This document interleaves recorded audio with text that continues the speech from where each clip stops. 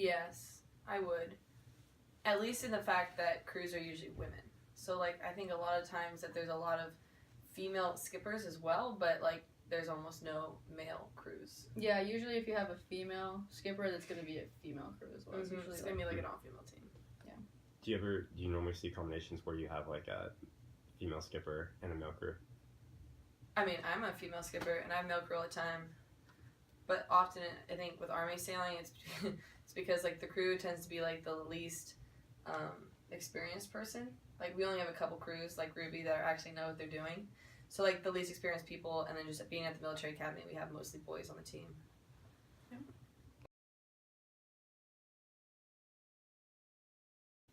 No, I think usually the assumptions come on what your position is. So, like, as a crew, if someone has a problem with our boat, they're not going to come to me. They're going to come to the skipper. Even though technically, the best crew is going to be the one with the strategy, so you kind of share the blame if you make a mistake. But usually just go to the skipper. Okay. You were mentioning a story about... Right. So I had an experience with that, whereas, I mean, we talked about it, and it kind of goes two ways. So, like, I was sailing at a regatta with a male skipper, and every time we brought the boat in or took the boat out, the people who would catch the boat to help us as part of the other team, they would always assume that he was the skipper, and that I was the crew. But we don't really know if it was because he was, like, 6'5" and this giant man who had to be shoved down in the front of a boat, and then there's me, or if it was just because he was a dude. But it really, I don't know, people assume that I wasn't the skipper.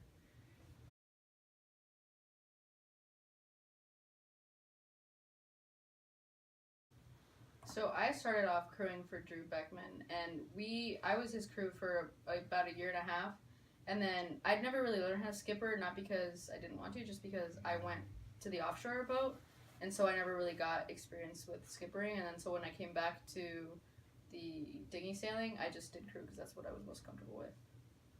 And with Army sailing, I was always a skipper because I actually had experience sailing beforehand, and I sailed Opties, and they're very small boats that you sail as kids, and in those there's no crew and skipper, it's just skipper, and there's only one sail, so that's all you need. And so because I already knew how to drive a boat and I already had experience where a lot of people didn't, I think that's why I was put in a skipper and why I never really was a crew.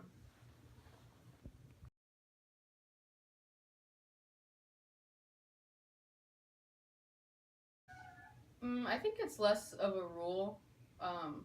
For me personally, I started off crewing because I was a crew for Drew Beckman, who was already an extremely experienced sailor, and he was the most experienced sailor on the team, so it made more sense for me, one of the lighter people on the team, to learn under him. It just kind of happened that way.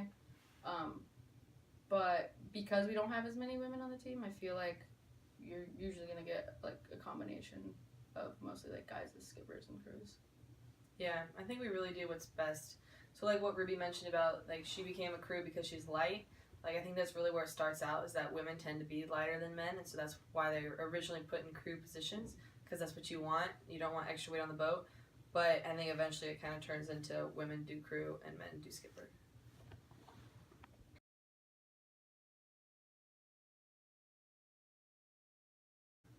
No, I haven't. I haven't either, but we have one scheduled for this year.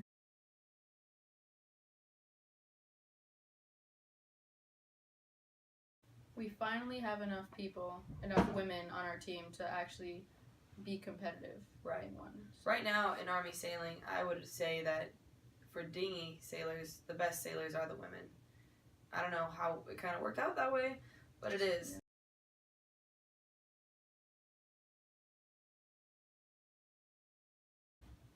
So Simone and Chloe are our only two female 2021 plebes, and they are both skippers.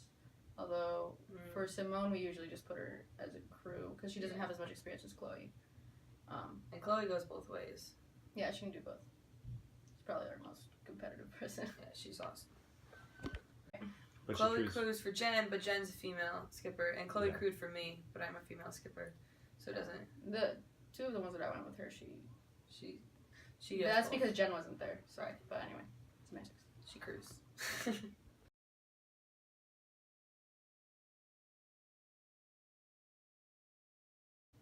Oh, I would definitely say so.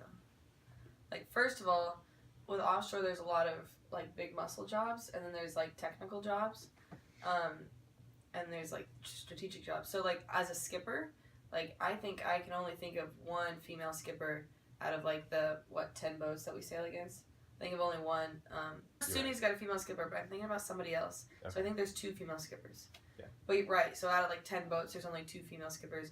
And then the grinding positions, the big muscle ropes, those are all men. I can't think of a single woman who is a jib. They definitely put me there once, and it was not bad. a good idea. It doesn't work. You have to be like you have to cater to your strengths. Yeah. So, and then because I'm a bowman, and I know of another female bowman. And then can you think of anything else? Anybody else who's a bowman? That's the only female. I mean, besides you. I think that's the mostly male position. Whenever I see boats and you see the bowman. You see the bow as male.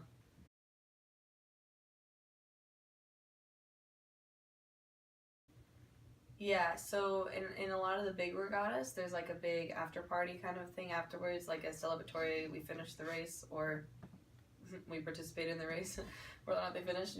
And it definitely tends to be mostly male and kind of male run, and it's very like a good old boys club kind of a thing.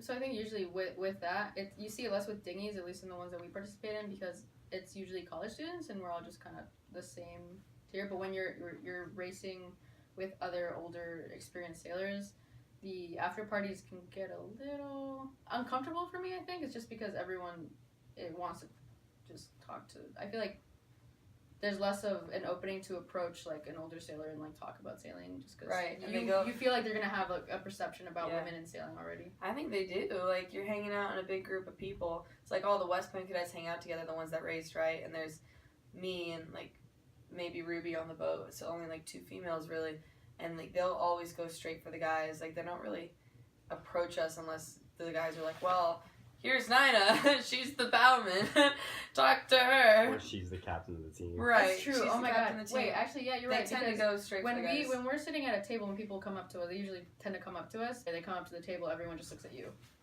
Because, like, to talk. Yeah, and that's not what the talking people expect. That's not what people expect when they approach the table. Okay.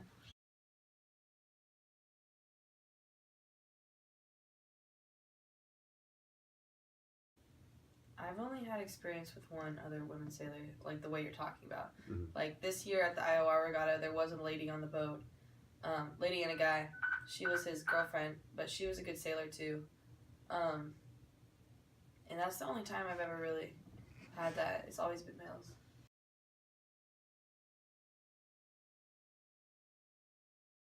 Yeah, the Adams family boat, Adam, like, that guy is definitely, like, male-oriented kind of thing. Yeah, I feel like he could definitely treat women inappropriately. Oh, I would 10 out of 10 guarantee that. Yeah, I'm actually kind of glad we didn't send. He even made the guys that went out there this year. He even made them uncomfortable.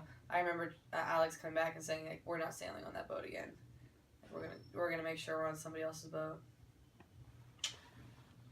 Well, anyway, I always think it's funny that like people always talk about how sex isn't really a thing, but then like when you really sat down and like start thinking about possibility, you're like, maybe that was a thing, and you're like, say it out loud. You're just like, yeah, that was definitely. That guy sucks. You know. That's true. But I mean, I feel like half the time you just kind of brush things off, or you chalk it up to something else, so you don't really ever give yourself enough time to like really think about it. And if you bring it up, then it's like, if it becomes a thing, then you don't work with people as well. Yeah.